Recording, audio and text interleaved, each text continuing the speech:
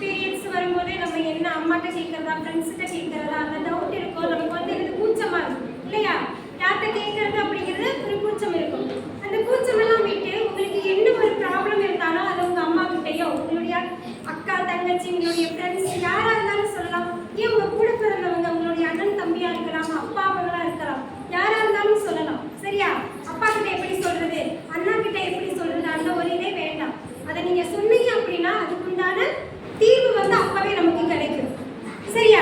இப்ப நல்ல ஒரு கிளாஸா இருந்துச்சு. எங்களுக்கும் நிறைய விஷயங்கள் தெரியாத விஷயங்கள் நாங்கள் வந்து இதுல நல்லா கற்றுக்கிட்டோம். ரொம்ப ரொம்ப தேங்க்ஸ். குழந்தைங்களுக்கும் நல்ல ஒரு கிளாஸா இருந்துச்சுன்னு நாங்கள் நினைக்கிறோம். அதோட சாரோட மேஜிக் பார்த்து நாங்கள் எல்லாருமே பிரமிச்சு போயிருக்கோம் தான் சொல்லணும்.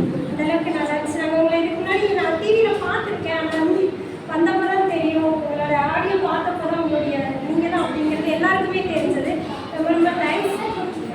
நல்ல ஒரு கிளாஸாக இருந்துச்சு. தேங்க்யூ.